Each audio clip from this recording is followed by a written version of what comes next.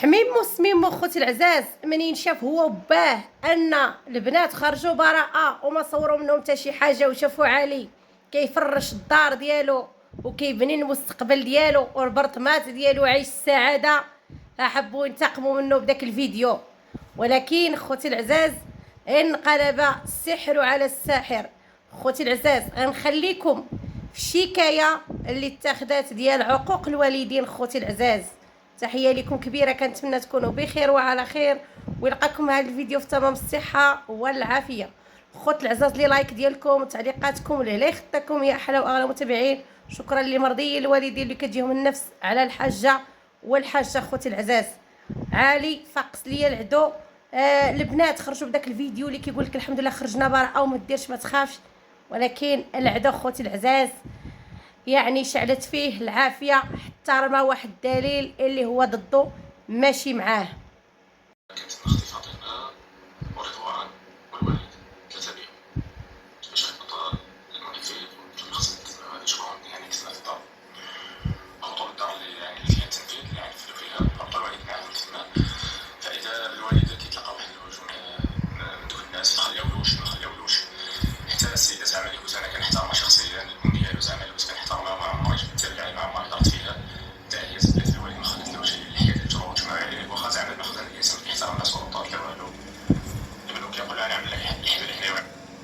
سمعتوا خوتي العزاز ولا ما سمعتوش؟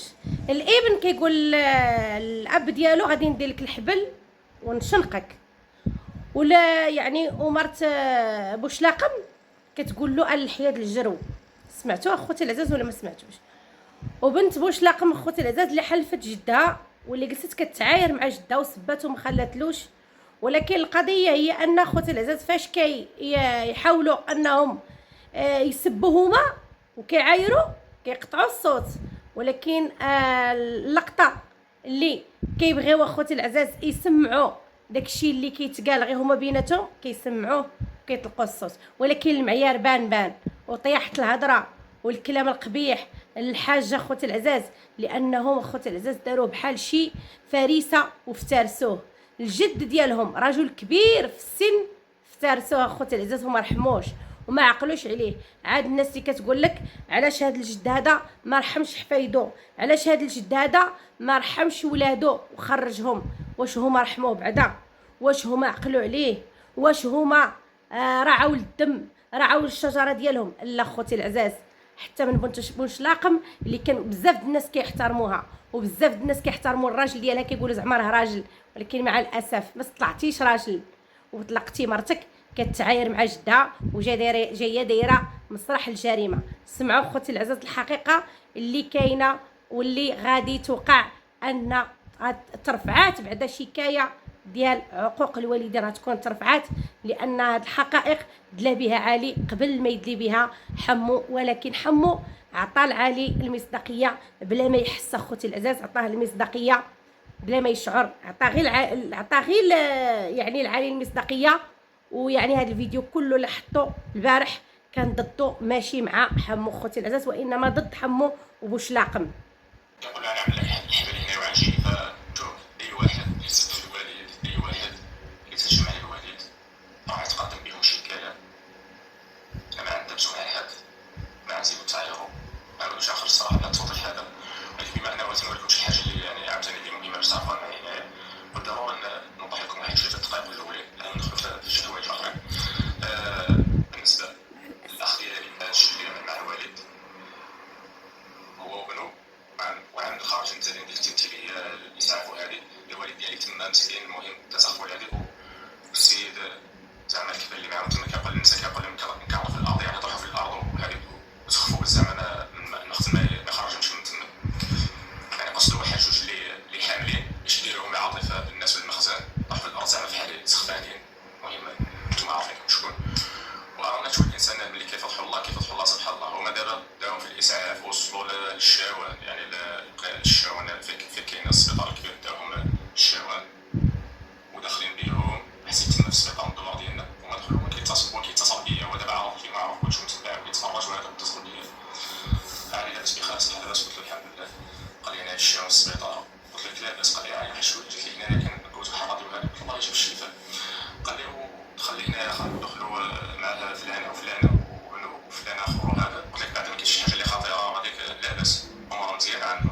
قال لي والله العظيم الا ما خدام ضحيت هنايا. قال لي على رجلهم كيدورنا في السبيطار ضحك ولا هذا ما كاين حتى شي حاجه.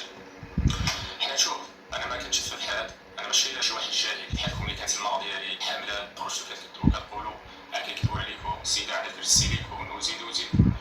والله يعطيها ويعطيها عيتو ما تدعوا فيها مع راه الكواليس ابر الفيديو تابر كلشي تخرجوا تزنقوا بارتنا كتقول لي اللي فرحك به الله يعطيك ويعطيك. المهم ما علينا هادشي هذا. انا نقول لكم السيد الله يكمل عليكم بالخير والله يزيدكم في ديك التمثيل ديالكم. هادشي اللي كاين. بالنسبه للاخوان الاخ ديالي وبنو غيترفع عليهم دعوه. اول حاجه بالنسبه للاخ ديالي على عقوق الوالدين، لان الوالد والوالده ما كانوش باغيين يرفعوا شكايه على عقوق الوالدين، ولكن السيد اللي زاد فيه بزاف وصلت ماشي الوالد في بوز المخزن كيقول له عامل لك الحبل هنا وعن شريفك عامل لك عليك انا كيقول له انا علقك الحبل انا علقك الكل ديال الاخوان. اقسم بالله على ما نقول شيء في النهار.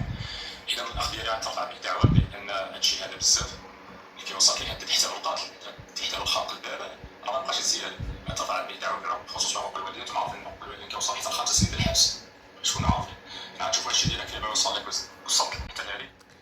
سمعت اخوتي العزاز قضيه العقوق الوالدين كتوصل حتى ل5 سنين ديال الحبس.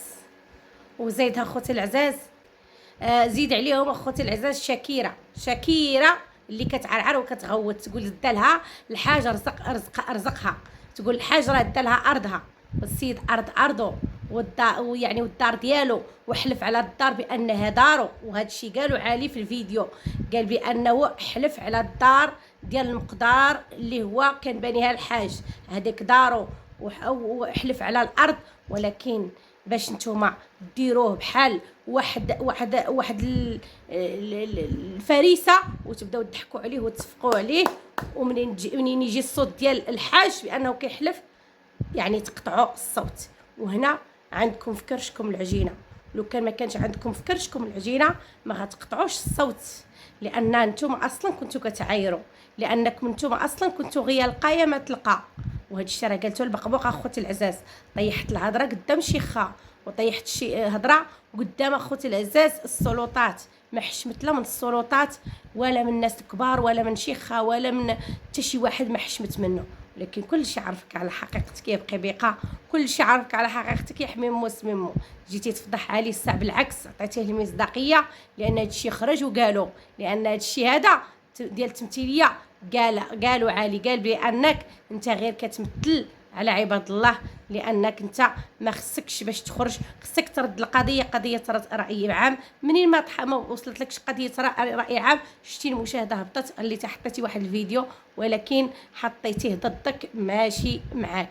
هذاك الفيديو اللي حطيتي راه ضدك انت، لانك انت هو الظالم، لان انت فضحتي راسك، لانك انت كانت غير فاطمه وكان رضوان. حتى رضوان شرشمات وبقبوقه قالت له جيتي كتشفى فيا، جيتي كتفرج فيا وكتغوت بالعاده وكتقول لهم ما تصوروش. هي تصور الزناعي قالت لك ديولها يا الارض ارض ماليها وانتي كتصوري فيها، ولكن انتي خطيره طلعتي خطيره يبقى بقى. وكيقول لك واحد المثال سير غني يا خوتي العزاز علي ووصال والحاج والحاجه مشاو بالنيه وربي فضحهم. والله الا نيه الحاج فضحتكم، والله الا دعوه الحاج خرجت فيكم، ومازال ربي يخلصكم.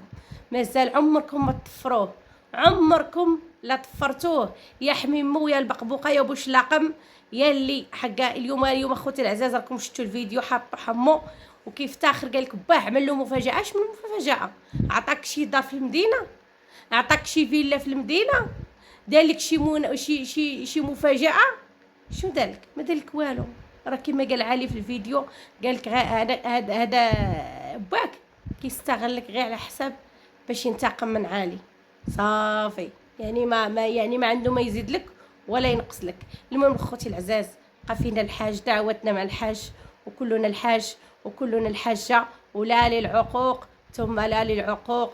والله يبين الحق يا ربي، تفضح هاد الناس الظالمين اللي كيحاولوا انهم ينشروا لنا عقوق الوالدين، اللي كيحاولوا انهم يبينوا بانهم بريئين وبانهم مظلومين. ولكن اخوتي العزاز، عيال الحق، عيال الباطل يطلع ويجي الحق يطلع فوق منه. لان اخوتي العزاز الحج ماشي سهل، الحج شاد كتاب الله، والحاج عارف ما بينه وبين الله، وحنا تايقين في الحج وتايقين في وصال وتايقين في عالي. ولكن اخوتي العزاز راه كلمة الحق يعلى ولا يعلى عليها، هذا هو اللي كاين، حقيقة تقال. لأن أخوتي العزاز كنشوفوا بأن جاء مكونة واحد العصابة إجرامية وجايبها وهي عارفة بأن عندها الإفراغ، وخوها كيقولك بأن غادي نبلبلوها اليوم كاين الإفراغ، اليوم غادي تبلبل، اليوم غادي نرونوها، هاكي كيقولها بالطريقة، اليوم غادي نرونوها.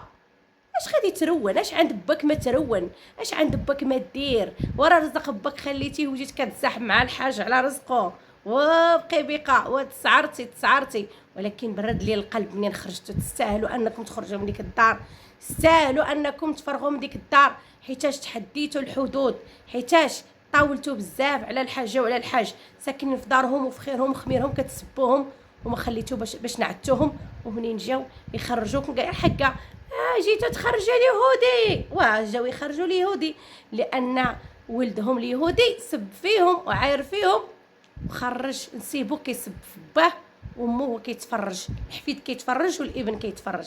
فين عمركم شفتوها؟ هذه اول مره كتطحى في التاريخ. المهم خوت العزاز، نقول لكم السلام عليكم، تلاقاو في فيديو اخر ان شاء الله، ومع السلامه. لان خوتي العزاز القضيه كبرات وفيها شكايات ديال عقوق الوالدين، قضيه فيها 5 سنين ديال الحبس. الله يدير لينا ويدير لكم تاوير ديال الخير، وزاد حمو كملها وجملها، حط الدليل القاطع بانهم عصابه هجمت على واحد الراجل مسن كبير في السن اخوتي العزاز، وشمشروه وكلاوه وقدام السلطات. لان السلطات شاهده اخوتي العزاز، والحمد لله اللي كانت السلطات انها فكت داك الحاج مسكين من ديك العصابه. اما لو كان ما كانتش داك السلطات فكان حاج مسكين مشى فيها وكانت شمشر. ولكن دار الله الخير، جاب عقله وهو هود مع السلطات، ما هودش بلا سلطات. اما خوتي العزاز لو كان داك الحاج صرطوه لانه خوتي العزاز داروا عصابه اجراميه. المهم خوتي العزاز، نقول لكم السلام عليكم، تلاقاو في فيديو اخر ان شاء الله، ومع السلامه.